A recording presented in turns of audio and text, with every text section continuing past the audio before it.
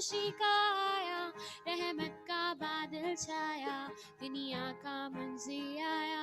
आहा हा हालेलुया, क्या दिन खुशी का आया, रहमत का बादल छाया, दुनिया का मंज़िल आया।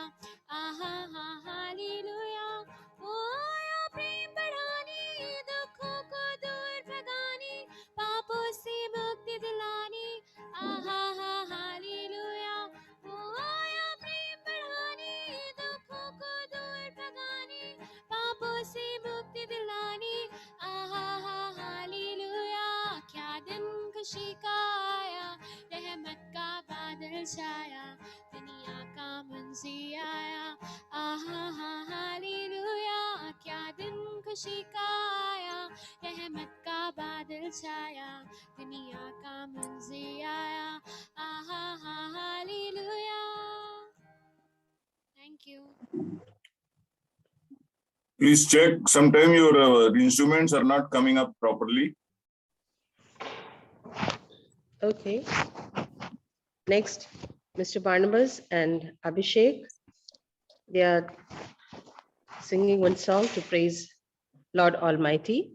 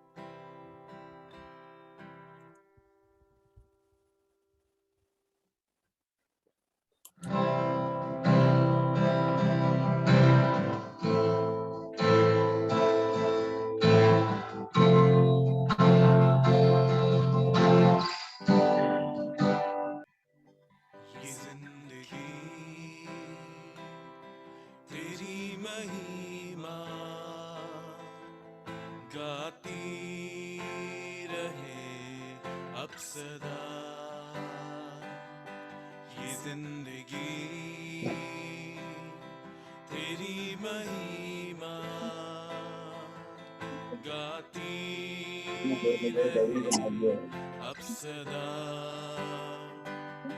जब तक जीऊं तेरी महिमा करता रहूं ऐ खुदा जब तक जीऊं तेरी महिमा करता रहूं ऐ खुदा ये जिंदगी तेरी महिमा गाती रहे अब सदा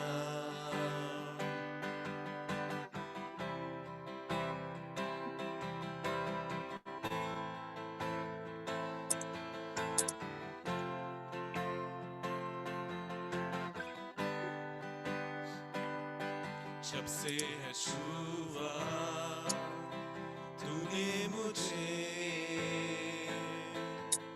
नई सांसें जैसे फिर से आ गई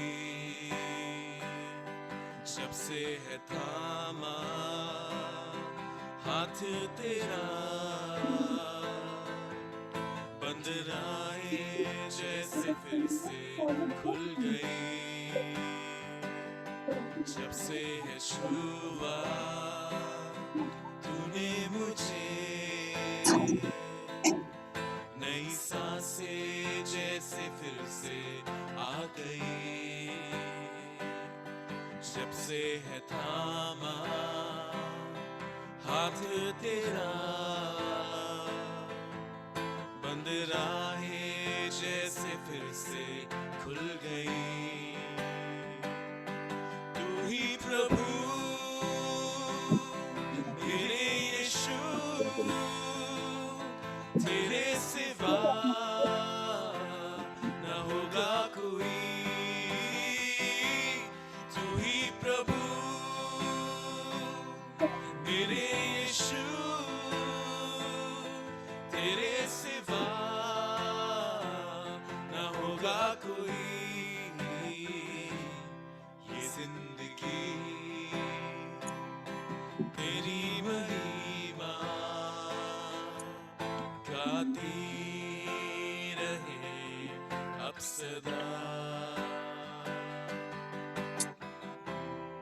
जब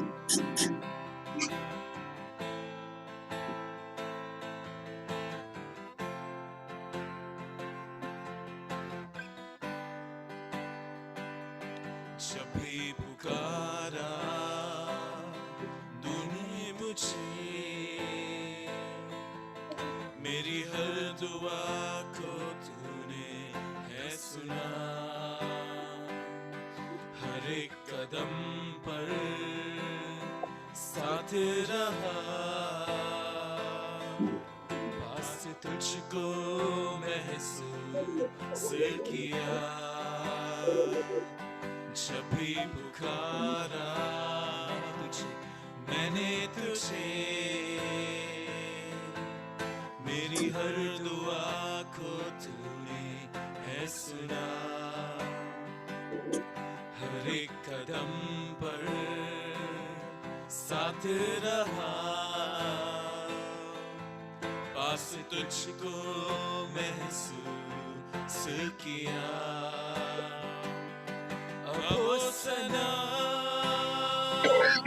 तेरी खुदा, इस जिंदगी को तुझको दिया। अब सना तेरी खुदा, इस जिंदगी को तुझको दिया।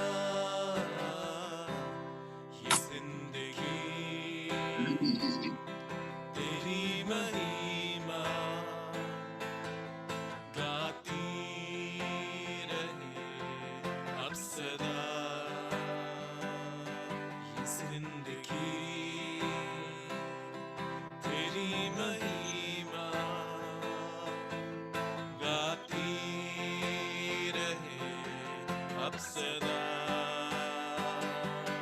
जब तक जीऊं तेरी महिमा करता रहूं, ऐ खुदा। जब तक जीऊं तेरी महिमा करता रहूं, ऐ खुदा। ये जिंदगी तेरी महिमा गाती रहे अब सदा। ये जिंदगी तेरी महिमा गाती रहे अब सदा।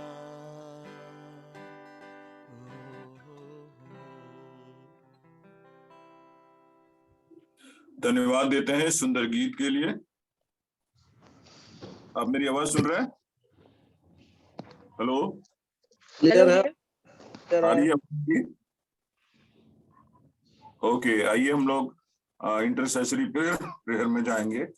और मैं अपनी बहन नीलिमा सोना से अनुरोध करूंगा कि आज विशेष प्रार्थना, आज जो इस साल का आखिरी रविवार है, सारी आशीषों को हम लोग याद करेंगे जो प्रभु ने हमको दी है।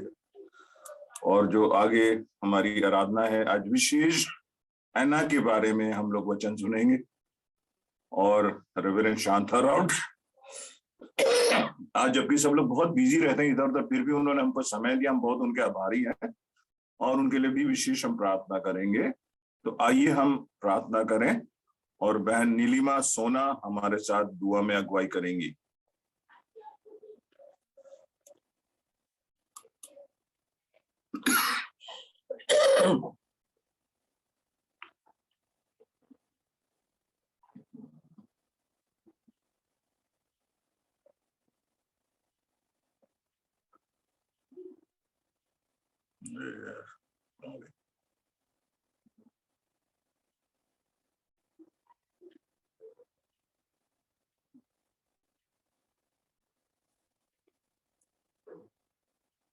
चलो, आपको मेरी आवाज आ रही है? हाँ चलो, हाँ ठीक है। आ रही नहीं आवाज? हाँ गाइए, सब बोल, प्रार्थना करिए। आइए हम अपनी आंखों को बंद करें, अपने सरों को झुकाएं, परमेश्वर के सामने अपनी विनतियों को रखें। धन्यवाद धन्यवाद धन्यवाद करते प्रभु, आपकी स्तुति प्रशंसा महिमा और तारीफ करते प्रभु। आपके पवित्र यीशु नाम को हम धन्य धन्य और धन्य कहते प्रभु जी। धन्यवाद देते कल के दिन में पिता परमेश्वर हम आपके जन्मोत्सव की खुशी को मना सके प्रभु जी। प्यारे पिता परमेश्वर, सचमुच प्रभु परमेश्वर आप महान परमेश्वर प्रभु जी, और आपने अपने निष्पुत्र को भी नहीं रख छोड़ा, लेकिन उससे भी हमारे लिए दे दिया, और आपका वायदा संग और सब कुछ क्यों करना देंगे। और पिता आज हमारे पास जो कुछ भी है, हमें से हर एक को जो भी दिया है वो आपका दिया हुआ है परमेश्वर पिता, क्योंकि प्रभु परमेश्वर आप हमारे पिता हैं और हमारी हर एक जरूरतों को अपने स्वर्गीय आसमान को खोल करके अपना आशीष के रूप में हमें देते हैं प्रभु जी। हम आपका हृदय से धन्यवाद करते हैं। धन्यवाद धन्यवाद और धन्यवाद देते आपके अगापे प्रेम के लिए प्रभु जी। धन्यवाद देते प्यारे पिता परमेश्वर कि उसमें हम आपको हे अब्बा हे पिता कहकर पुकार सकते हैं और अपने हर एक विनती प्रार्थना निवेदन को आपके सम्मुख रख सकते हैं। आज धन्यवाद देते पिता कि इस माह का ये अंतिम, इस वर्ष का ये अंतिम रविवार है पिता, इस दिन भी हम सब आपके चरणों पर बैठ सके प्रभु जी, कि आपके स्तुति आराधना कर सके, आपसे प्रार्थना कर सके और प्यारे पिता परमेश्वर आज के सुंदर संदेश को सुन सके प्रभु जी। आज जो कुछ भी संदेश वचन रूपी बीज बोया जाता है परमेश्वर पिता हैना के विषय में प्रभु जी, हम उसके लिए भी आपका धन्यवाद करते, सुंदर जीवन के लिए उसके धन्यवाद करते पिता परमेश्वर, जो प्रार्थना पूर्ण जीवन था पिता परमेश्वर, और आपकी विश्वासी बेटी थी, वो विश्वास और प्रार्थना के द्वारा उसने पिता परमेश्वर बालक सैमुएल को पाया प्रभु। हम आपका हृदय से धन्यवाद करते हैं।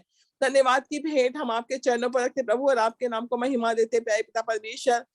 सामर्थ्य पिता परमेश्वर विनती करते हैं हमारी ये मीटिंग पिता परमेश्वर जैसे वर्ष भर इस 2021 में चलती रही पिता परमेश्वर प्रभु जी, वैसे आने वाले 2022 के भी प्रत्येक संडे को पिता हम सब आपके चरणों पर बैठ सके प्रभु परमेश्वर, आपके वचन को सीखने वाले हो सके, आपसे प्रार्थना करना सीख सके प्रभु जी, और आपकी स्तुति आराधना आत्मा सच्चाई से करने पाए प्रभु जी।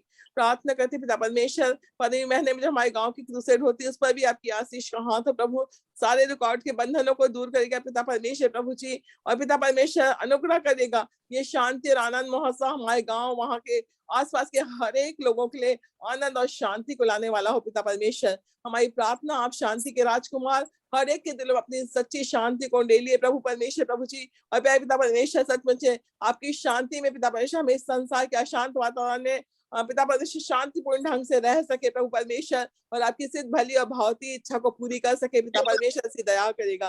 प्यारे प्रभु जी आराधना के शेष पर आशीष दीजिए, आपके दास का पवित्र आत्मा अभिषेक करे, जो आज के वचन की मन आपकी दासी का प्रभु जी, तो आज आपके वचन को लेकर के आ रही है पिता परमेश्वर, अपनी दासी के मुख में से होकर के बोलिए, बातचीत करिए, वचन ऐसा प्रभावशाली हो पिता परमेश्वर, ये हर एक हृदय को छेदे भेदे और हर एक हृदय को पिता परमेश्वर प्रभु जी आपकी आत्मा में और बलवंत करे, हमारी आपसे ही विनती है। धन्यवाद की भेंट हम आपके चरणों पर रखते प्रभु जी, और सारी महिमा आपको छोटी विनती को आपके प्यारे बेटे यीशु के अतुल्य मीठे नाम से मांगते, राजा दया से सुनिए ग्रहण कीजिए, आमीन। आमीन। बहुत धन्यवाद प्रार्थना के लिए। आइए परमेश्वर के वचन को हम लोग खोलेंगे, और आज का जो वचन लिया गया है वो मिलता है लूका उसका दूसरा अध्याय, लूका 2:36 से लेके 38 तक। लूका 2:36 से लेके 38 तक। आशेर के गोत्र में से हन्ना नाम फनूएल की बेटी एक भविष्यवक्तिन थी। वो बहुत बूढ़ी थी और विवाह होने के बाद 7 वर्ष अपने पति के साथ रह पाई थी। वह 84 वर्ष से विधवा थी और मंदिर को नहीं छोड़ती थी, पर उपवास और प्रार्थना कर करके रात दिन उपासना किया करती थी। और वह उस घड़ी वहां आकर प्रभु का धन्यवाद करने लगी और उन सबों से जो यरूशलेम के छुटकारे की बाट जो होते थे उस बालक के विषय में बातें करने लगी। ये परमेश्वर का वचन है। परमेश्वर उसके वचन के पढ़े और सुने जाने पे आशीष दे। हम आमंत्रित करना चाहते हैं आज हमारे बीच में रेवरेंड शांता रावटे को, जो रिश्ते में हमारी भाभी लगती हैं और हमारी बड़ी बहन है, और बहुत ही अच्छी बाइबल टीचर हैं। वो परमेश्वर उनको बहुत इस्तेमाल कर रहा है, दोनों हस्बैंड वाइफ को। उनके पति मेरे बहुत पुराने मित्र हैं, बहुत क्लोज। प्रभु का धन्यवाद करते हैं कि आज जबकि उनको अपने घर में या दूसरी रिश्तेदारों के साथ मिलकर आज का दिन जीना था, वो प्रभु का वचन सुनाने के लिए अपना समय हमको दे रही हैं। तो मैं आज उनको आमंत्रित करूंगा ये आपका समय होगा 8 बजे तक प्रभु का वचन सुनाने का। जितने लोग आज आमंत्रित हैं, जुड़े हुए हैं, सब प्रभु के वचन को प्यार करने वाले हैं और हम आशा करते हैं कि आपके वचन के द्वारा जो प्रभु आपको दिया है उससे हम सब आशीषित होंगे। Reverend Shanta Rawte from Delhi. सबको जय मसीह की। परमेश्वर का धन्यवाद करते हैं कि उसके वचन में फिर से एक बार समय बिताने का समय हमें मिला है। तो समय का सही उपयोग करते हुए हम अपने शास्त्र भाग के तरफ चलते हैं जो हमारे लिए पढ़ा गया। आशेर के गोत्र में से हन्ना नामक फनुएल की बेटी एक भविष्यद्वक्तीन थी। वह बहुत बूढ़ी थी और विवाह होने के बाद 7 वर्ष अपने पति के साथ रह पाई थी। वह 84 वर्ष से विधवा थी, मंदिर को नहीं छोड़ती थी, परंतु उपवास और प्रार्थना कर करके रात दिन उपासना किया करती थी। और वह उस घड़ी वहां आकर प्रभु का धन्यवाद करने लगी और उन सबों से जो यरूशलेम के छुटकारे की बाट जोहते थे उस बालक के विषय में बातें करने लगी। प्रार्थना करते हैं। परमेश्वर पिता, तेरे इस वचन के लिए तेरा धन्यवाद करते हैं। परमेश्वर पिता, अपने पवित्र आत्मा के द्वारा हमारी सहायता कर कि हम इन वचनों से वो सीख सके जो तू हमें सिखाना चाहता है, उन बातों को समझ सके जो तू हमें समझाना चाहता है, और वैसा ही हमारा जीवन बन सके जैसा तू हमें इन वचनों के अनुसार बनाना चाहता है। प्रभु यीशु मसीह के नाम से मांगते हैं, आमीन। ये जो घटना है यहाँ पर जो लिखी हुई है केवल 3 पदों में है, 36, 37, 38, जिसमें हन्ना, तो नया नियम की हन्ना का वर्णन हमें मिलता है। हालांकि वो थी उसी समय से जो पुराना नियम ही के समय चल रहा था, लेकिन इसी के समय एक नया नियम की शुरुआत होती है। तो हम इसे इसलिए कि यहाँ लिखा गया है नया नियम की हन्ना कहकर जानते हैं। ये घटना उस समय की है जिसके विषय में लूका 2:22 में बताया गया है कि बालक यीशु को उसके माता पिता मरियम और यूसुफ यरूशलेम के मंदिर में लाए थे। लिखा है कि जब मूसा की व्यवस्था के अनुसार उनके शुद्ध होने के दिन पूरे हुए तो वे बालक को यरूशलेम में लाए कि उसे प्रभु को अर्पित करें। तो इस समय बालक यीशु मात्र 40 दिनों का था और उससे उसके माता पिता यरूशलेम के मंदिर में लाए थे। बालक यीशु का ये पहला समय था, यीशु का पहला समय था। हम कहेंगे कि पहली बार वो यहूदी मंदिर में लाया गया था। पहली बार यीशु यहूदी मंदिर में लाया गया था, यरूशलेम के मंदिर में। और तब इन सारी बातों को जो हमारे लिए लिखी गई है उसको पढ़कर हम ये समझते हैं कि परमेश्वर ने ऐसे योजना की थी कि वह बालक, वो जो बालक मरियम और यूसुफ लेकर आए हैं, वो बालक कोई और नहीं परंतु परमेश्वर के द्वारा प्रतिज्ञा किया गया मसीह है। इसकी घोषणा उस समय की जाए उस मंदिर में।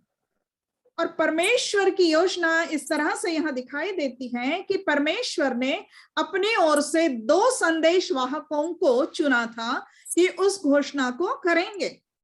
और उन 2 संदेशवाहकों में से एक था पुरुष जिसका नाम था शिमोन, जिसके बारे में हम वचन 25 से 35 तक पढ़ते हैं। तो एक संदेशवाहक था मसीह की घोषणा करने वाला, वो था शिमोन।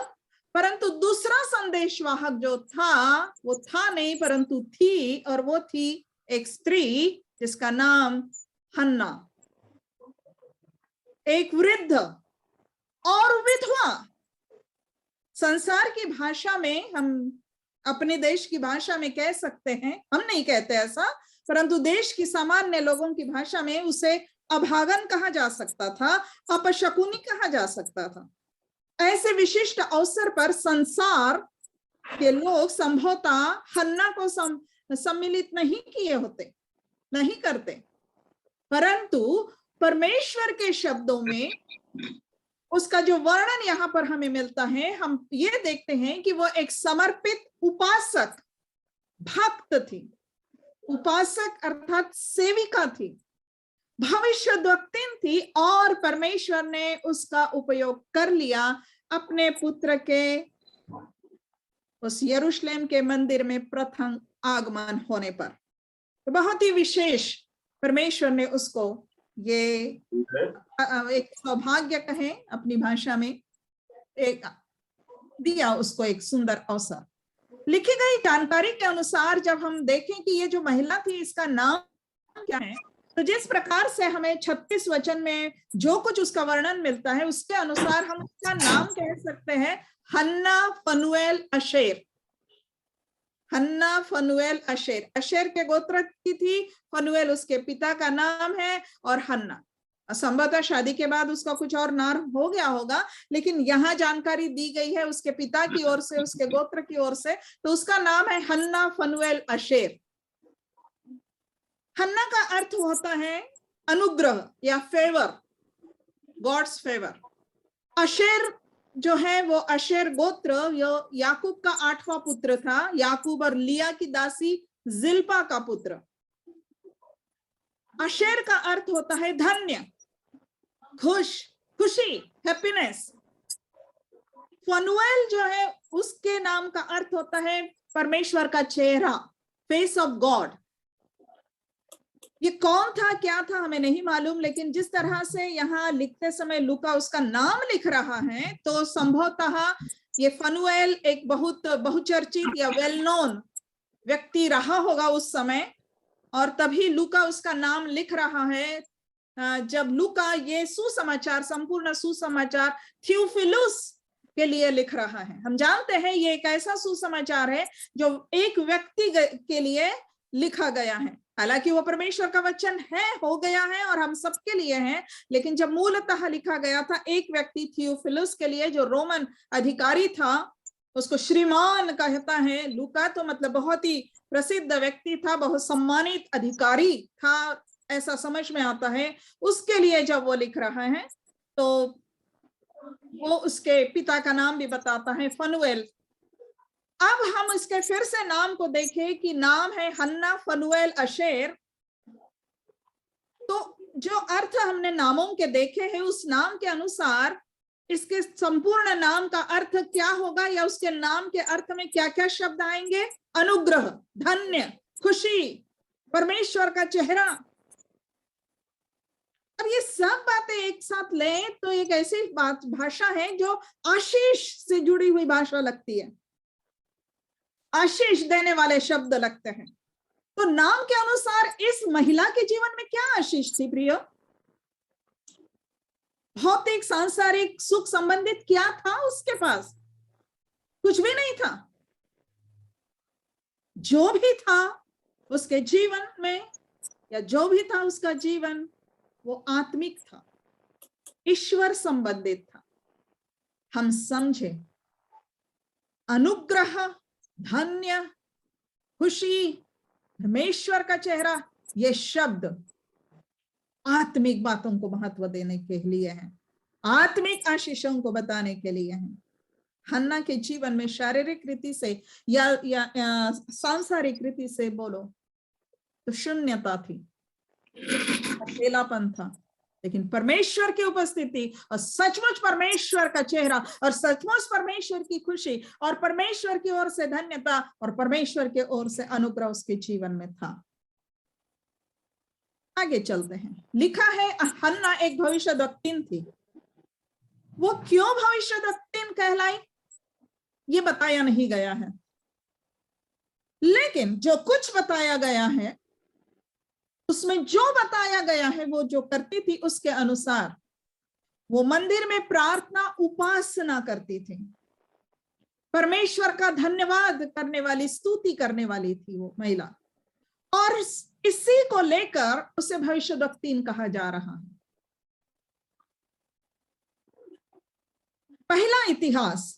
पहला इतिहास इसका 25वां अध्याय, इसके वचन 1 से 5, ये वो वचन है और उसके आगे भी है। यहां पर ये लिखा हुआ है कि संगीतकार जो मंदिर में नियुक्त किए गए थे दाऊद और उसके सेनापतियों के द्वारा, कुछ लोगों को मंदिर में संगीत की सेवकाई करने के लिए अलग किया गया था। आसाफ, यदुतुन और हेमान, ये मुख्य 3 थे और उनके बेटे लोग। तो यहाँ पर हम देखते हैं कि उनकी जो सेवकाई थी कि वीणा, सारंगी, झांझ बजाकर, लिखा है नबुवत करें, मतलब प्रोफेसी करें। तो इस प्रकार हम समझ में आता है कि यरूशलेम के मंदिर में स्तुति उपासना करने के में जो अगुवाई करते थे, उस सेवकाई को नबुवत करना गिना जाता था। लिखा है इन वचनों में, पहले इतिहास 25वें अध्याय के पहले 5 वचनों को अगर आप छांट के देखें तो वहां शब्द आते हैं कि वो राजा के आज्ञा के अनुसार नबुवत करते थे। तो राजा की आज्ञा के अनुसार नबुवत मतलब इसके और उसके जिंदगी में कल परसों क्या होगा वो बताने वाली बात नहीं, परंतु स्तुति और आराधना और भक्ति की बातें करते थे संगीत के द्वारा। उसी में शब्द हमें मिलता है कि यहोवा का धन्यवाद और स्तुति कर करके नबुवत। तो उस बात को नबुवत करना भी कहा गया है यहाँ पर। फिर आगे लिखा है कि परमेश्वर की प्रतिज्ञानुकूल जो उसका नाम बढ़ाने की थी वो सेवकाई थी। तो जो सेवकाई परमेश्वर के प्रतिज्ञाओं के अनुकूल, मतलब उसके वचन के अनुकूल, उसके नाम की बड़ाई करने की थी, उसके नाम को ऊंचा उठाने की थी, उसके नाम की स्तुति करने की थी, उसका धन्यवाद करने की थी, वो उसमें अगुवाई करने की जो सेवकाई थी उसे नबुवत करने के नाम से यहाँ बताया गया है। ये वचन में लिखा है। इसका मतलब है कि परमेश्वर के वचन के अनुसार, प्रतिज्ञा के अनुसार परमेश्वर की जो पहचान थी, उस पहचान को लोगों के सम्मुख रखना, उस पहचान को दोहराना, उस पहचान की घोषणा करना, उस पहचान को ऊंचा उठाना, उसका जय जयकार करना, उसको घोषित करना। हन्ना यही करती थी और इससे अर्थ निकलता है जो लिखा है उसके अनुसार कि वो भविष्यद्वक्तिन थी, तो इस प्रकार के उस सेवकाई में वो सम्मिलित थी। और इस समय भी जो घटना इस समय हम पढ़ते हैं, उस समय भी हन्ना ने यही किया। लिखा है वचन 38 में कि वह उस समय वहां आकर प्रभु का धन्यवाद करने लगी और उन सबों से जो यरूशलेम के छुटकारे की बाट जोहते थे उस बालक के विषय में बातें करने लगी। तो ये जो बातें हैं करना, वो उसकी वो सेवकाई थी जिसके कारण वो भविष्यद्वक्तिन कहलाई। प्रियो, 1 कुरिन्थियों अध्याय 14 इसके अनुसार नया नियम की भविष्यवाणी का अर्थ यही है। आज नया नियम के समय में भविष्यद्वक्ता जो करता है वो यही अर्थ निकलता है कि परमेश्वर का जो सत्य मौजूद है, जो बताया गया है उसके वचन में, उसके अनुसार परमेश्वर को घोषित करना, उसको समझा कर बताना, लोगों की उन्नति के लिए उन बातों को लोगों के सामने कहना, बताना। तो हन्ना भविष्यद्वक्तिन थी, तो परमेश्वर का बखान, परमेश्वर का धन्यवाद, परमेश्वर की उपासना करती थी। और इन वचनों में उसने बालक मसीह को पहचाना और बालक मसीह की पहचान उसने लोगों को करवा दी, लोगों की आत्मिक उन्नति के लिए, लोगों की आत्मिक संतुष्टि के लिए, लोगों को परमेश्वर के निकट लाने के लिए। हन्ना ने अपने आप को परमेश्वर के निकट बनाए रखा था, इसलिए परमेश्वर ने उसे अपनी बातों को समझने दिया और जो उसने समझा उसने लोगों को बताया। और इस प्रकार यरूशलेम के मंदिर के जीवन में हन्ना का महत्वपूर्ण योगदान था। ये महत्वपूर्ण योगदान हुआ उस घड़ी, और आज हमारे जीवन में हन्ना का महत्वपूर्ण योगदान हो रहा है। वो आज हमारे उन आत्मिक उन्नति के लिए अपने जीवन से हमें बहुत कुछ सिखा कर जा रही है। हन्ना के जीवन की इस घटना से प्रियो, परमेश्वर प्रकट करता है कि परमेश्वर उन महिलाओं का आदर और उपयोग करता है, उन महिलाओं का आदर और उपयोग करता है जो अपना जीवन उसकी सेवा करने के लिए और उसके बारे में दूसरों को बताने के लिए समर्पित करती है। हम कह सकते हैं प्रियो, हन्ना के जीवन को देखकर, जो एक बहुत बुढ़िया थी, जो विधवा थी इतने वर्षों से, तो जब हमारा दुख भारी होता है तो परमेश्वर का अनुग्रह भारी होता है, भरपूर होता है। जब हमारा दुख भारी होता है तो परमेश्वर का अनुग्रह भारी होता है, भरपूर होता है। और जब परमेश्वर का अनुग्रह भरपूर होता है तो परमेश्वर के लिए हमारी उपयोगिता भी बहुतायत से होती है, बहुतायत से होती है। हन्ना के जीवन से हम अपने जीवन के लिए ये प्रोत्साहन लेते हैं। हन्ना के जीवन के 3 पद हैं। 3 पदों को हम 3 बातों के द्वारा मनन करेंगे आज, ताकि उनमें जो कहा गया है और उनसे जो और प्रेरणा मिलती है उससे बहुत कुछ सीखे। तो पहली बात हम देखेंगे हन्ना की निजी परिस्थिति, हन्ना की व्यक्तिगत परिस्थिति। दूसरी बात हन्ना को प्राप्त ईश्वरीय प्रेरणा, और तीसरी बात हन्ना के द्वारा सार्वजनिक घोषणा, हन्ना के द्वारा सार्वजनिक घोषणा। तो पहली बात हन्ना की व्यक्तिगत परिस्थिति। हमने देखा है, लिखा हुआ है, उसके अनुसार समझ में आता है हन्ना बहुत बूढ़ी थी। वह 84 वर्ष से विधवा थी। कभी कभी अर्थ ऐसा निकल आता है जो लिखा जाता है कि 84 वर्ष की विधवा थी, नहीं, लेकिन कई अनुवादों को देखकर समझ में आता है कि 84 वर्ष से विधवा थी। विधवापन का जीवन 84 वर्ष का हो चुका था उसका। तो हन्ना बहुत ही छोटी आयु में अपने पति को हन्ना ने खो दिया था। लिखा है मात्र 7 वर्ष तक ही वो विवाहिता रही। तो जैसे यहूदी रीति थी कि 10 या 12 से 13 या 14 वर्षों के अंदर कन्याओं का विवाह कर दिया जाता था, तो इस प्रकार से अगर अंदाज लगाएं हम, तो 7 वर्ष वो पति के साथ रही, तो 20-21 वर्ष की रही होगी जब वो विधवा हो गई। कल्पना कीजिए, 20-21 वर्ष की ही होगी जब वो विधवा हो गई। और अब 84 वर्ष से जब विधवा रही है तो अब उसकी उम्र कम से कम 104 या 105 वर्ष की रही होगी। जब हन्ना के पति की मृत्यु हुई तब निश्चय ही उसका भविष्य निराशाजनक हो गया होगा। इस्राएल में विधवाओं का जीवन बहुत ही कठिन हुआ करता था। इसी कारण परमेश्वर ने अपने लोगों को विधवाओं के पालन पोषण या भरण पोषण की चिंता करने की आज्ञा दी थी, व्यवस्था में आज्ञा दी थी। जैसे कि व्यवस्था विवरण अध्याय 24 वचन 17 से 21 में लिखा है। उसमें से कुछ पद हम अगर पढ़े यहाँ पर कि 17 वचन लिखा है, किसी परदेशी व अनाथ बालक का न्याय ना बिगाड़ना और ना किसी विधवा के कपड़े को बंधक रखना। 19 वचन में लिखा है, जब तू अपने पक्के खेतों को काटे और एक कुला खेत में भूल से छूट जाए तो उसे लेने को फिर ना लौट जाना। वह परदेशी, अनाथ और विधवा के लिए पड़ा रहे। 20 वचन कहता है, जब तू अपने जलपाई के वृक्ष को झाड़े सब डालियों को दूसरी बार ना झाड़ना। वह परदेशी, अनाथ और विधवा के लिए रह जाए। 21 वचन कहता है, जब तू अपनी दाख की बारी के फल तोड़े तो उसका दाना दाना ना तोड़ लेना। वह परदेशी, अनाथ और विधवा के लिए रह जाए। तो परमेश्वर अपने लोगों में, इस्राएल में विधवाओं के भरण पोषण की चिंता करता था और इससे समझ में आता था कि यह चिंता करना बहुत जरूरी था, क्योंकि इसके बिना उनका जीवन बहुत दुभर हो जाता था। इसलिए परमेश्वर ने उनकी चिंता होती रहे इसके लिए नियम बना दिया था। मतलब नियम न बनाता परमेश्वर तो कोई उनकी सुध ही ना लेता। यही तो मनुष्य स्वभाव है। दूसरी ओर हम ये भी देखते हैं, जैसे कि रूत की पुस्तक से हम जानते हैं कि हम देखते हैं कि जो विधवा रूत का विवाह बोआज से हुआ था तो वो व्यवस्था के अनुसार ही हुआ था। और इस प्रकार हम जानते हैं कि इस्राएल में जवान विधवाओं का पुनर्विवाह हो सकता था,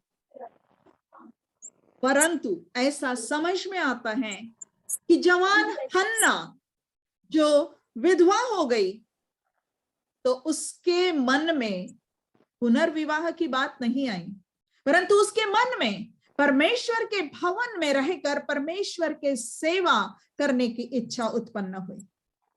हन्ना ने अपनी दुखद परिस्थिति के कारण अपने मन में कड़वाहट को बढ़ने नहीं दिया। हन्ना खुद पर तरस खाती नहीं रह गई। हन्ना ने अपना मन परमेश्वर में लगाया, परमेश्वर की सेवा में लगाया, परमेश्वर की उपस्थिति में लगाया। उन दिनों में प्रियो, मंदिर जो था, यरूशलेम का मंदिर, वो परमेश्वर की उपस्थिति का स्थान था, चिन्ह था। हन्ना ने वहां रहना चाहा। परमेश्वर विधवाओं की चिंता करता है, इसीलिए तो उसे मतलब परमेश्वर को भजन संहिता 68 के वचन 5 में कहा गया है कि परमेश्वर अपने पवित्र धाम में अनाथों का पिता और विधवाओं का न्यायी है। परमेश्वर का नाम, पद, पहचान, विशिष्टता या कहो तो उसकी नैतिक शक्ति या उसके स्वभाव की शक्ति यहां बताई गई है। एक वो ये कि वो अनाथों का पिता और विधवाओं का न्यायी है। अपना नाम, अपनी पदवी ही रख लिया है परमेश्वर ने। ऐसे कितनी सुंदर बात है। और इसीलिए नया नियम में याकूब अध्याय 1 वचन 27 में हमें कहता है कि परमेश्वर और पिता के निकट शुद्ध और निर्मल भक्ति यह है कि अनाथों और विधवाओं के क्लेश में उनकी सुधि ली जाए। और पौलुस के वचन जो पहला कुरिन्थियों में है 7वें अध्याय में वचन 8, 9 और 39 या पहले तीमुथियुस 5:14 में, वहां विधवाओं के, जवान विधवाओं के पुनर्विवाह की अनुमति दी गई है। ये बातें हैं यहां पर हमें ये बताती है कि परमेश्वर विधवाओं की चिंता करता है।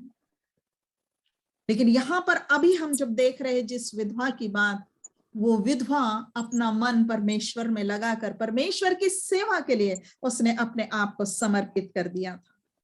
छोटी सी उम्र से, सोच के देखो उस कौली उम्र से, 20-21 वर्ष की, 84 साल से वो वहीं रहती थी मंदिर में। हन्ना भी जब विधवा हुई तो पुनर्विवाह कर सकती थी, परंतु उसने चुनाव किया कि वो परमेश्वर की सेवा करेगी। लिखा है वो मंदिर को नहीं छोड़ती थी, परंतु उपवास और प्रार्थना कर करके, शब्दों को ध्यान दे, नहीं छोड़ती थी, कर करके रात दिन उपासना किया करती। एक प्रकार से वो सेवा जो थी उसकी, वहां रहना जो था, वो उसका एक बलिदान था, अपने जीवन का संपूर्ण बलिदान। जैसे कि हमने कहा, हम देख रहे हैं कि उसने पुनर्विवाह नहीं किया तो उसके कोई संतान नहीं हुई, फिर नहीं थी और नहीं हो सकती थी कि बुढ़ापे में उसकी चिंता कोई करे। ऐसे लगता है हन्ना ने अपना मन परमेश्वर में इतना अधिक लगा दिया था कि उसे चिंता ही नहीं थी कि बुढ़ापे में मेरी चिंता कौन करेगा। उसे चिंता नहीं थी कि बुढ़ापे में मेरी चिंता कौन करेगा। उसका भरोसा था कि यदि मैंने अपने आप को परमेश्वर के हाथों में सौंप दिया है, उस पर भरोसा किया है, उसकी सेवा में हो, तो परमेश्वर मेरी चिंता करेगा। प्रियो, जब हम हमारी चिंता ठीक से हो, हमारी चिंता, इसके लिए सर्वसामान्य जो संसाधन हैं उन पर नहीं, उनसे बढ़कर परमेश्वर पर भरोसा रखते हैं, तो सचमुच परमेश्वर हमारी चिंता करता है। हन्ना मंदिर में रहकर उन पुरुषों के मध्य, यहूदी पुरुषों के मध्य प्रभु की सेवकाई करने वाली थी। मंदिर में उन पुरुषों के मध्य जिनके मन में महिलाओं के लिए बहुत ही कम आदर था। यहूदी पुरुष ऐसे ही थे अधिकांश। इसी से लगता है कि हन्ना ने जोखिम उठाते हुए विशिष्ट साहस के साथ अपने जीवन को परमेश्वर के लिए एक जीवित बलिदान बना दिया था। जैसे कि आज हम रोमियो 12:1 में पढ़ते हैं, हमें कहा गया है अपने शरीरों को जीवित, पवित्र और परमेश्वर को भावता हुआ बलिदान करके चढ़, यही तुम्हारी आत्मिक सेवा है।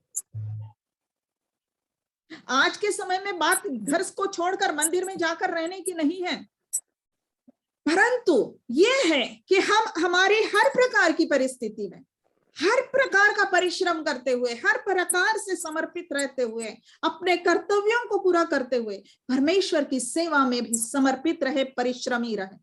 हम एक्सक्यूज ना दें यहाँ पर कि हन्ना ऐसी सेवा इसलिए कर पाई क्योंकि वो विधवा थी। जी नहीं, बात वो नहीं है सीखने की। बात सीखने की यह है कि उसकी दशा जो थी, दुखदायी दशा, अकेलेपन की दशा, उसका क्रूस वो था। हमारा क्रूस आज जो भी हो, हमारी शारीरिक तकलीफें हो, हमारी उम्र हो, हमारा अकेलापन हो, हमारे घर में हमें जैसे भी व्यवहार मिलता हो, समाज में जो व्यवहार मिलता, हमें प्रभु के प्रति समर्पित रहना है और परिश्रम के साथ लगातार उसकी सेवा में रहना है। हन्ना के बारे में एक और बात हम समझ सकते हैं यहाँ पर कि हन्ना स्वयं के लिए कोई आशीष नहीं खोज रही थी। उसकी खोज जो थी वो इस्राएल के छुटकारे की बाट जोहने वाले लोगों के साथ थी। उसका उठना बैठना, उसका ध्यान इस्राएल के छुटकारे की बातों में था। ऐसे लोगों से उसका संबंध था। वो ऐसे लोगों को अपनी बातों के द्वारा यहाँ बढ़ावा दे रही है जो इस्राएल के छुटकारे की बाट जो होते थे, अपने लिए नहीं लेकिन एक सामूहिक रीति से परमेश्वर के लोगों के लिए वो उस सेवकाई में थी। हम वचन की सेवकाई में है, प्रार्थना की सेवकाई में, हमारे लिए नहीं है, खुद के लिए नहीं है, चाहे वो गीत संगीत की आराधना की हो, परमेश्वर के लोगों के लिए, परमेश्वर के राज्य की उन्नति के लिए। हन्ना ये हमें सिखाती है। लूका 2:37 में लिखा है कि वह मंदिर को नहीं छोड़ती थी, छोड़ती नहीं थी। मतलब संपूर्ण, हिंदी का सुंदर शब्द मुझे याद आ रहा है, अबाधित, मतलब बाधा रहित समर्पण, बाधा रहित समर्पण था उसका। अनडिवाइडेड डिवोशन, छोड़ती नहीं थी मंदिर को। वो मंदिर में आती जाती रहती थी ऐसा नहीं लिखा है, वो मंदिर को छोड़ती नहीं थी। हन्ना ने मंदिर में इतना अधिक समय बिताया था कि ऐसा लगता है कि वो वहीं रहती थी, जैसे शब्द यहां पर है। प्रियो, प्राचीन यहूदी समाज पुरुष प्रधान समाज था। मंदिर के बहुत से भागों में महिलाओं को जाने की अनुमति नहीं थी। महिलाएं धार्मिक रस्मों को दूर से देख सकती थी, उनमें भाग नहीं ले सकती। इस्राएल जब जंगल से गुजर रहे थे वो लोग और परमेश्वर के पवित्र स्थान को बनाने की बात आई तो लिखा हुआ है कि जो मिलाप वाला तंबू था, तंबू के द्वार पर महिलाएं इससे व्यवहार करती थी, अंदर नहीं जा सकती। उन महिलाओं की भी खूबी देखो कि जहां वो थी वहीं से सेवा करती थी। हन्ना के लिए भी जितना उसको लिए वहां पर संभव हो सकता था, उस हिस्से में रहते हुए वो सेवा करती होगी। परंतु ऐसा यहाँ समझ में आता है कि उसकी परमेश्वर के प्रति जो लगन थी, भक्ति थी, समर्पण था, उसका जीवन, हम कल्पना कर सकते हैं उसका रहन सहन ऐसा रहा होगा कि उसको ऐसा देखते हुए, अब तो 84 साल गुजर गए थे, इन्हीं दिनों में संभवतः बहुत ही शुरुआती में ही इतना सुंदर व्यवस्था हो गई थी, कर दी गई थी वहीं के लोगों के द्वारा कि वो मंदिर में ही रहा करती थी, मंदिर में ही सोया करती, मंदिर को छोड़ती नहीं। निश्चय ही हम कह सकते हैं कि हन्ना ने अपने समर्पित जीवन के कारण अपने आप को ना मात्र परमेश्वर की दृष्टि में परंतु उस समय के यहूदी पुरुषों की दृष्टि में भी ग्रहण योग्य बनाया था। यदि हमारा जीवन सभी अगर सचमुच परमेश्वर के प्रति शुद्ध और पवित्र मन से समर्पित है तो परमेश्वर हमारी सेवा को ग्रहण करेगा और लोग भी हमारी सेवा को ग्रहण करेंगे, महिलाओं की भी। अवश्य होगा कि हम अपने जीवन, चरित्र, समर्पण, अपने वचन, अपने चाल चलन से अनडिवाइडेड डिवोशन, समर्पित जीवन दिखाएं।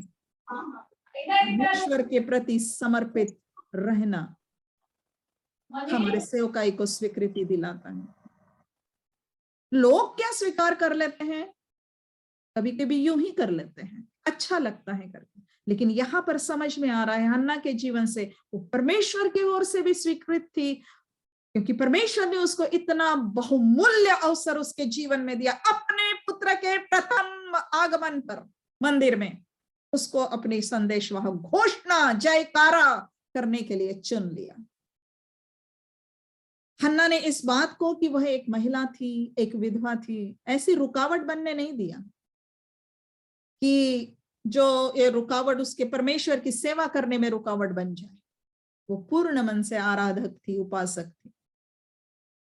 वो जरूर शोकित हुई होगी अपने पति के मृत्यु से, बहुत शोकित हुई होगी, परंतु उसने अपने जीवन की दुखद परिस्थिति में परमेश्वर से आशा प्राप्त की, क्योंकि परमेश्वर में मन लगाया। उसे करने के लिए एक ऐसा कुछ काम मिल गया था जो आशा से भरपूर था। परमेश्वर की सेवा आशा से भरपूर होती है। हन्ना रात दिन परमेश्वर की उपासना करती थी। इसका अर्थ यही हुआ कि मंदिर की सेवा के लिए ठहराए गए समय के साथ साथ और भी बाकी समय में भी वो उपासना करती रहती थी, सेवा करती रहती थी, प्रार्थना और उपवास करती रहती थी। इसका मतलब है परमेश्वर की सेवा को, परमेश्वर के साथ रहने को उसने अपनी आदत बना लिया था, आदत बना लिया था। दूसरी बात हम यहां ध्यान देंगे, हन्ना को प्राप्त ईश्वरीय प्रेरणा। हन्ना अपनी सेवा में अनेक वर्षों से, 84 वर्षों से लगातार विश्वास योग्य बनी हुई थी और इसीलिए वह उस समय मंदिर में आ पाई जब यीशु बालक को मंदिर में अर्पण करने लाया गया। वो वहां अवेलेबल थी, उपलब्ध थी, क्योंकि समर्पित थी, बुलवाना नहीं पड़ा किसी को, वो वहां थी, वो उस समय वहां आई। लिखा है वह उस घड़ी वहां आकर प्रभु का धन्यवाद करने लगी। हन्ना ने अपना जीवन परमेश्वर के लिए ही दे दिया था और देखो परमेश्वर ने उसे ठीक उस समय वहां रहने दिया, वहां आने दिया जब परमेश्वर के पुत्र यीशु को पहली बार मंदिर में लाया गया। क्या वो यूं ही वहां आ गई रही होगी? जी नहीं, निश्चय ही परमेश्वर की भीतरी प्रेरणा उसको वहां ले आई थी और परमेश्वर ने ऐसा होने दिया कि वो वहां थी। उसका जीवन परमेश्वर के संपर्क में रहने वाला, परमेश्वर को चाहने वाला बन गया था। तो कोई अचानक प्रकाशन, दर्शन, इसकी आवश्यकता नहीं थी उसको। वो ट्यून्ड थी, है ना। भाई लोग जो गिटार संगीत के हैं, गिटार जब वो क्या तार उतरे रहते हैं तब उनको ट्यून्ड करना पड़ता है ना। जो लगातार काम में ही है और काम में बज रही है तो ट्यून्ड रहती है ना, ट्यून रहती है। ये इस तरह से ट्यून थी परमेश्वर के साथ खरे समर्पण में। तो प्रियो, खरे समर्पण में जो पवित्र आत्मा के द्वारा चलाए चलते हैं, आज भी जो उसके विश्वासी लोग, उन्हें परमेश्वर के अचानक किसी दर्शन की, अचानक किसी प्रकाशन की कोई आवश्यकता नहीं है। वो तो परमेश्वर उनको अपनी इच्छा पर चलाता रहता है, क्योंकि वो चलाए चलते हैं, अपने आप को उसके आत्मा के द्वारा चलाए चलने के लिए समर्पित रखते हैं, उसके वचन के अनुसार चलाए चलने के लिए समर्पित रखते हैं। और परमेश्वर का समय हमारे लिए सर्वदा सही समय होता है, सर्वदा सही समय होता है। ये सही समय था परमेश्वर का हन्ना के लिए मंदिर में उपस्थित रहने के लिए, उपस्थित कराने के लिए। परमेश्वर हमें किसी विशिष्ट समय, हमें भी किसी विशिष्ट समय में, किसी विशिष्ट स्थान में, किसी विशिष्ट कलीसिया में, किसी विशिष्ट व्यक्ति के पास क्यों रखता है? ताकि हम उसके उस विशिष्ट उद्देश्य को उस समय में, उस स्थान में पूरा करें। हमें नहीं समझ में आती बहुत सारी बातें। हन्ना को क्या मालूम कि उसके बारे में यहाँ पर वचन में लिखा जाएगा, केवल 3 वचन, लेकिन इतना अधिक उससे प्रेरणा पा सकते हैं। हमें भी नहीं समझ में आता है कि कहाँ परमेश्वर हमें इस्तेमाल कर रहा है। लेकिन यदि हम परमेश्वर के संपर्क में लगातार बने हुए हैं, समर्पित है, हमारी इच्छा उसकी इच्छा के प्रति समर्पित है, हम सारा समय उसमें आदतन बने रहते हैं, तो उसके वचन का क्या बोलते हैं, स्पष्टीकरण, वचन से प्रेरणा हमें कहीं भी मिल सकती है और कहीं भी हम उसके लिए सेवकाई कर सकते हैं। हन्ना ऐसे ही थी। जब हम परमेश्वर के वचन में अनेक वर्ष बिता देते हैं, उसकी इच्छा को पूरा करने में अनेक वर्ष बिताते रहते, तब उस दौरान परमेश्वर हमें आत्मिक समझ और समर्पण के ऊंचे और ऊंचे और ऊंचे स्तरों पर ले जाता है। परमेश्वर हमें ले चलता है। जब हम विश्वास योग्यता से परमेश्वर की सेवा करते रहते, तो परमेश्वर हमें और अवसर देता है, और अवसर देता है, और अवसर देता है कि हम विशेष रूप से उसके उपयोग में लाए जाएं।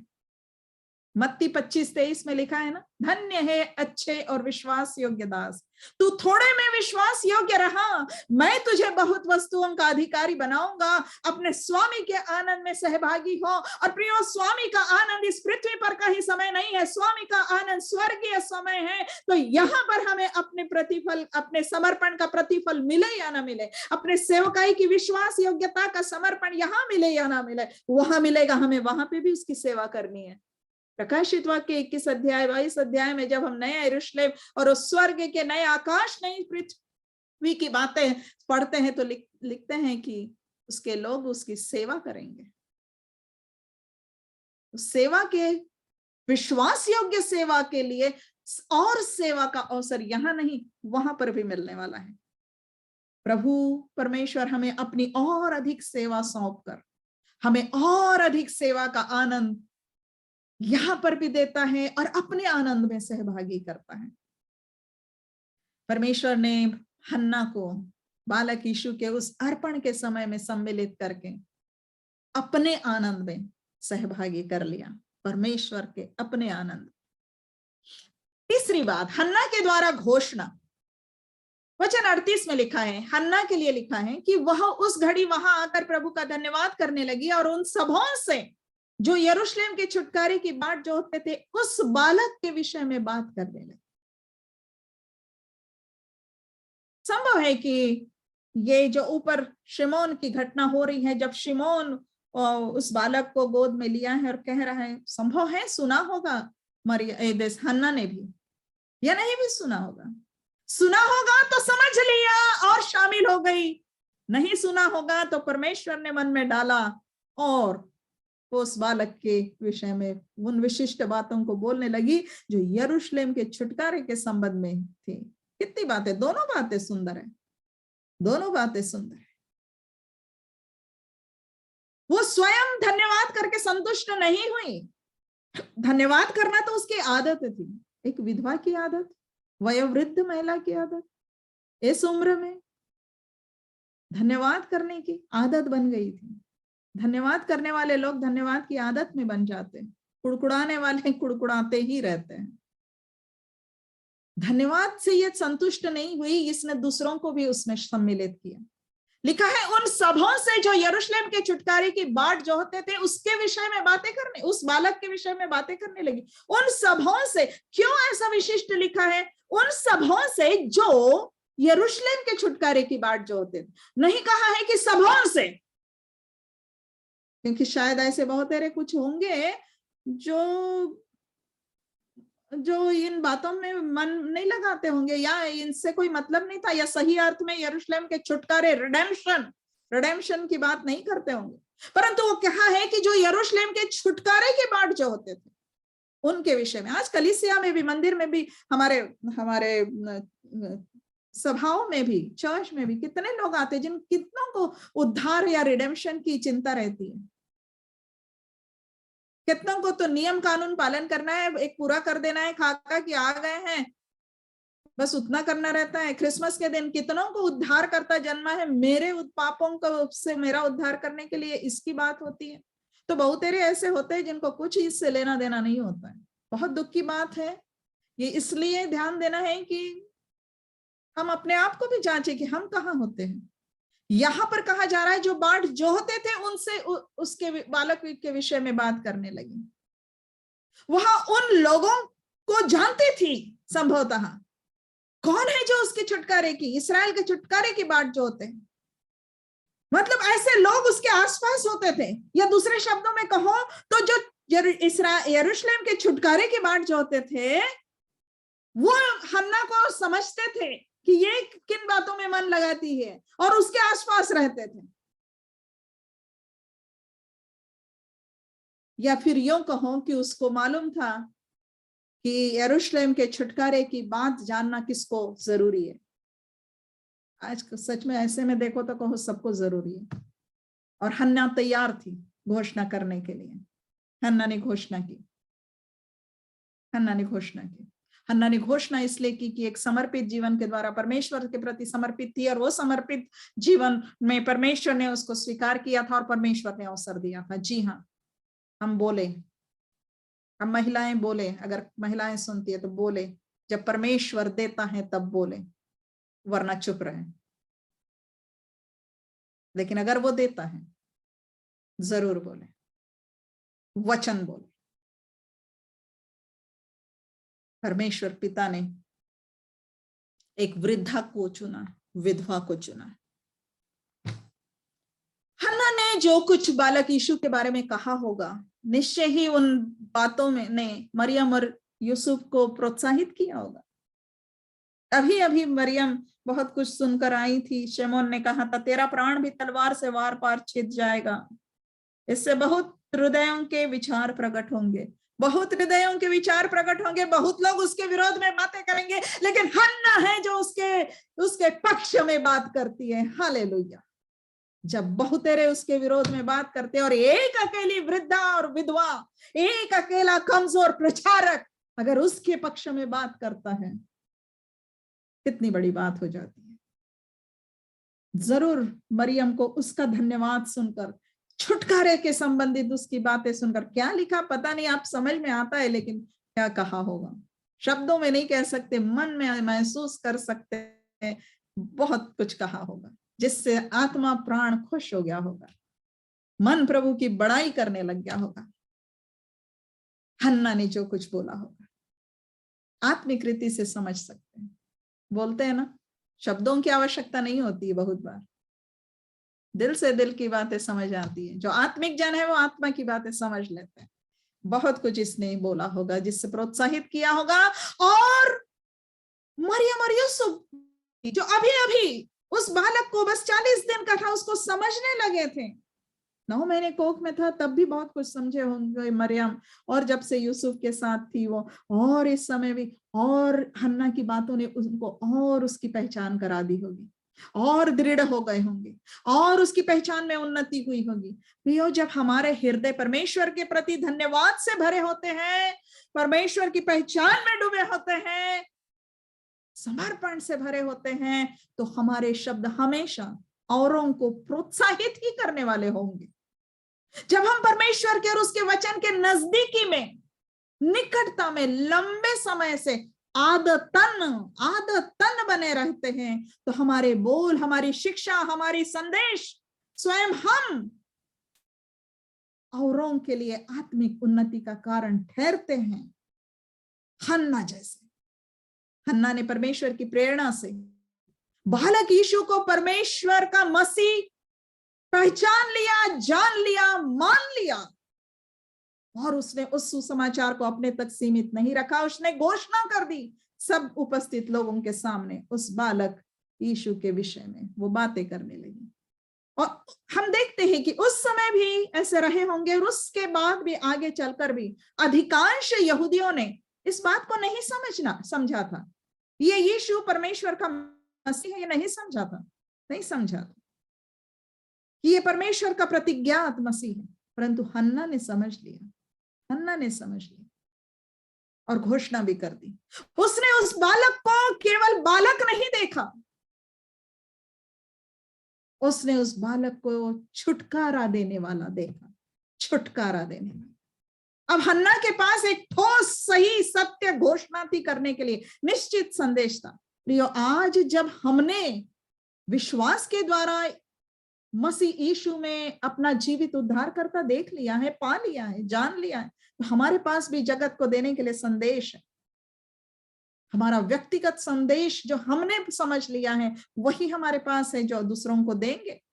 हमने विश्वास से जिस यीशु को देखा है वो मात्र कोई महान पुरुष नहीं है, वो मात्र चमत्कार करने वाला नहीं है, मात्र सहायक करने वाला नहीं है, मात्र आश्चर्य कर्म करने वाला नहीं है। वो सच्चा और एकमात्र उद्धार करता है। हमने यीशु को क्या समझा है इस पर निर्भर करता है कि हम क्या प्रचार करते हैं। क्या समझा है हमने यीशु को? जो हमने समझा है वही प्रचार करेंगे। बहुत जरूरी है सही समझना। हन्ना ने सही समझा। आज अधिकांश लोग नहीं जानते या नहीं मानते। कि परमेश्वर के द्वारा पापों के लिए दिया गया एकमात्र छुटकारा यीशु है।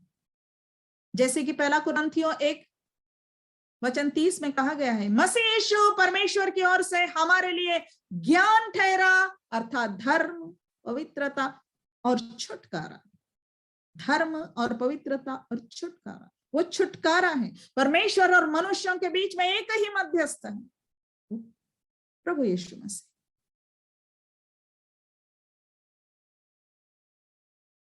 कई बार हम जानते हैं बोलते नहीं हैं, बोलना है।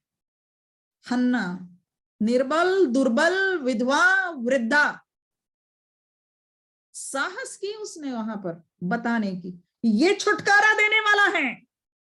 और निश्चय ही शमौन ने जैसे स्पष्ट रीति से आत्मिक छुटकारे का संकेत दिया था, हन्ना ने भी वैसे ही दिया होगा। और तभी तो उसका लिखा गया है, परमेश्वर की ओर से उसका जिक्र यहाँ पर किया गया है, लिख दिया गया हन्ना के लिए। उसने उस बालक के विषय में वो बातें करने लगी, यरूशलेम के छुटकारे की संबंधित बातें। प्रियो, आज जो यीशु के विषय में नहीं जानते, वे तब तक विश्वास नहीं कर सकते जब तक वे सुन नहीं लेंगे।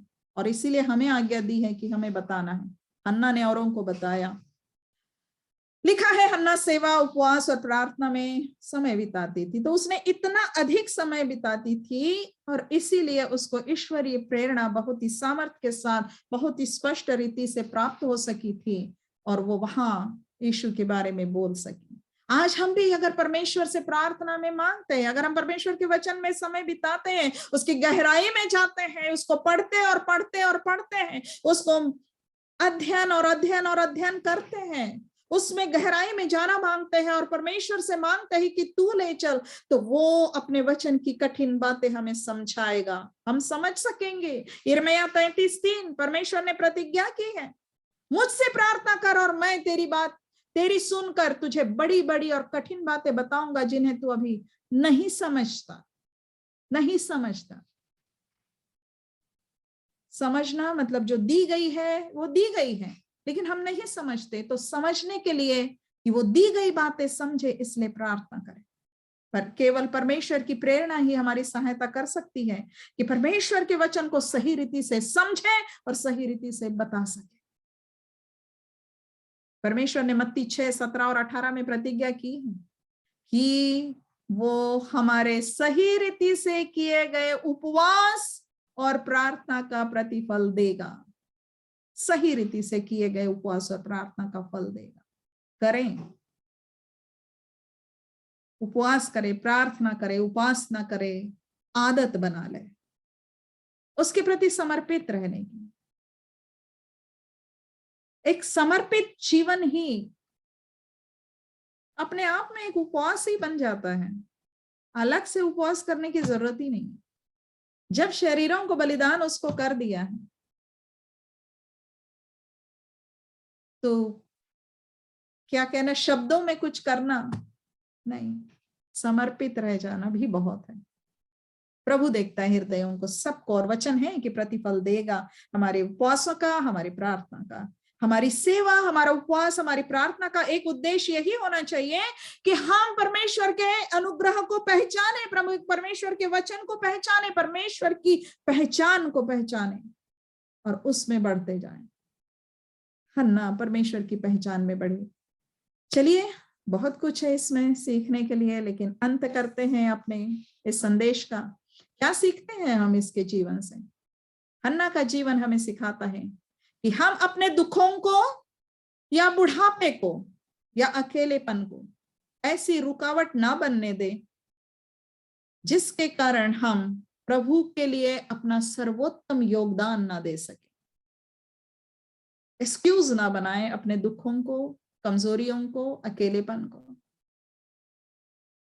कि हम अपना सर्वोत्तम योगदान देने से रुक जाएं, कि हम परमेश्वर की सेवा करने से रुक जाएं। ये ऐसा, वो ऐसा इसलिए नहीं करते, ऐसे नहीं। क्रूस उठाकर मेरे पीछे प्रतिदिन चलना है, प्रभु के पीछे।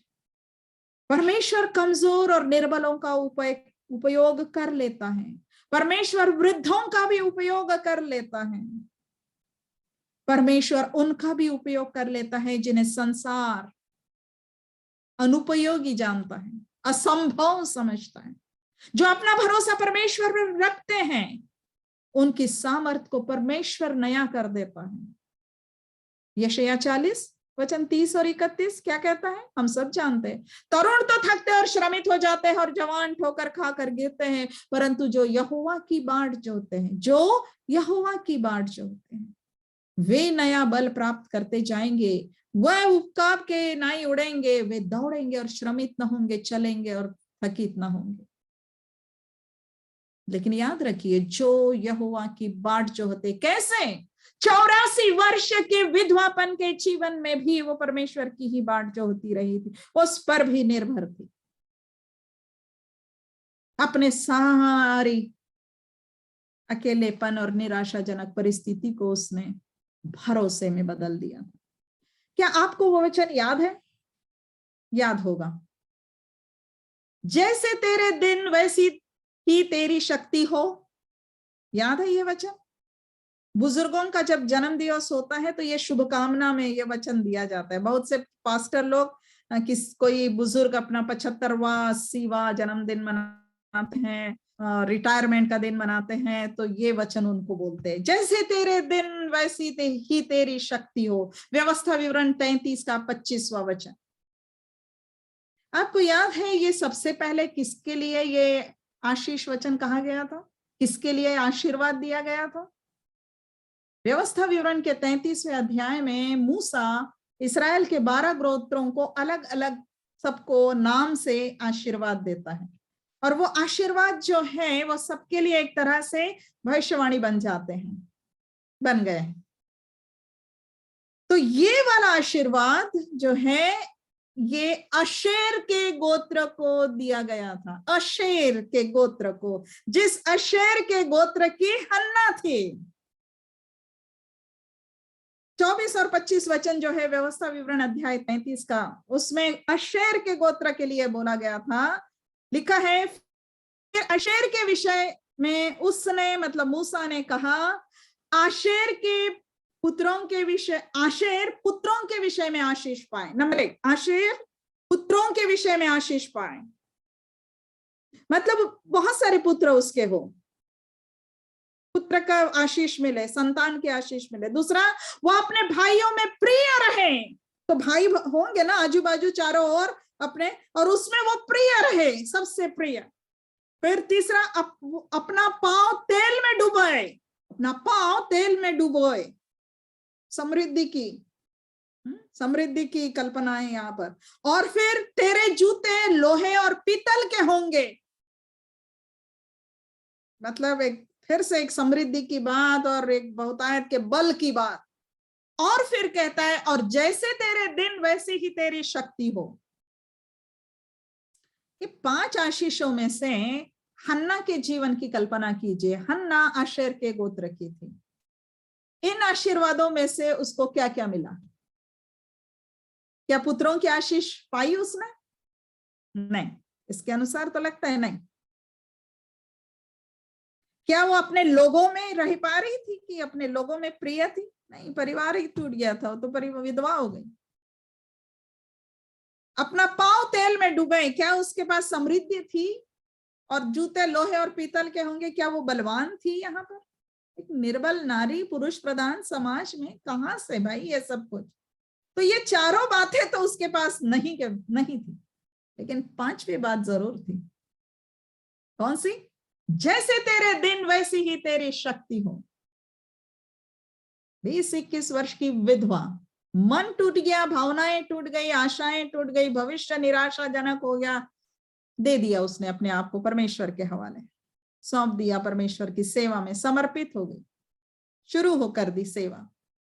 ऐसा जीवन जी कि उस पुरुष प्रधान मंदिर के वातावरण में स्वीकार कर ली गई, वहीं रहने मिला, छोड़ती नहीं थी। समय के साथ साथ वो जवानी में तो बड़ी होगी, उम्र अच्छी हुई होगी, लेकिन फिर उम्र ढलती गई होगी। वो बूढ़ी और बहुत बूढ़ी हो गई, 100 पार कर गई, और सेवा में बने रहना उसके लिए कठिन और कठिन और कठिन होता गया होगा। उपवास करना, प्रार्थना में लगे रहना कठिन और कठिन और कठिन होता गया होगा, तो भी परमेश्वर उसे सामर्थ्य देता गया। ऐसे ही समझ में आता है।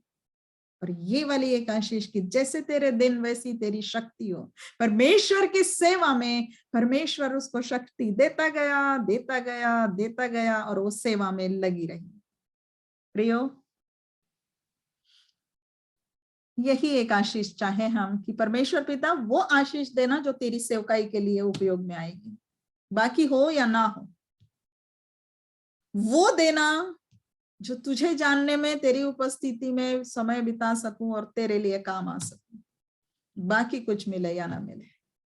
प्रियो, जीवन की परिस्थितियां कभी कभी निराशाजनक कठिन होती है, लेकिन परमेश्वर हमें अपने काम में लाता है और दूसरों के लिए ईश्वरीय लाभ पहुंचाने वाला हमें बनाता है, हन्ना के समान। जब हम अपने आप को परमेश्वर की सेवकाई के लिए समर्पित करते हैं, तब वो हमारी देखभाल करता है। ऐसा लगता है हन्ना को तो चिंता ही नहीं थी क्या होगा और क्या नहीं, है ना?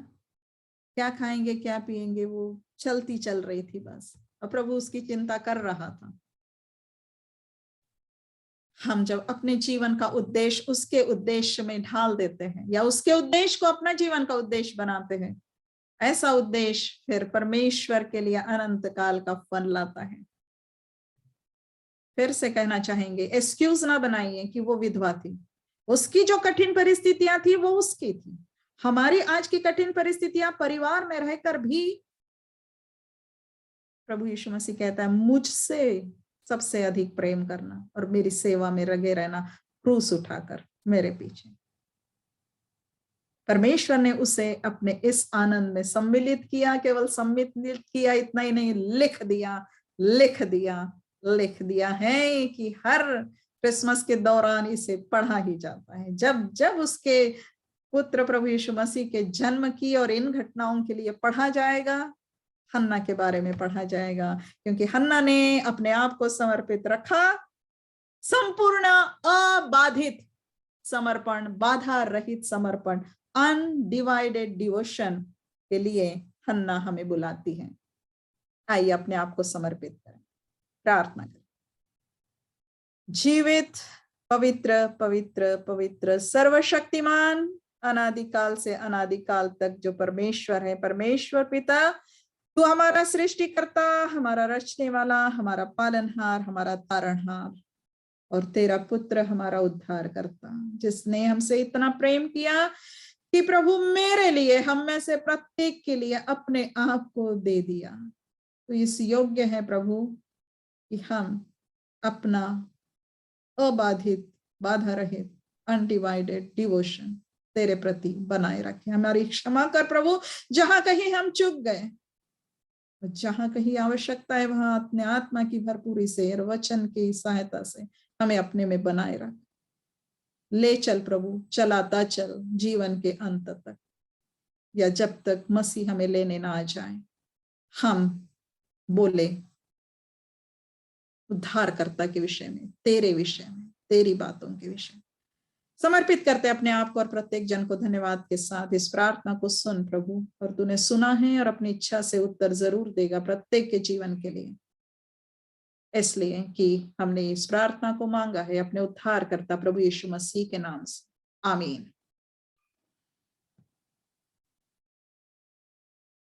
जय मसीह की।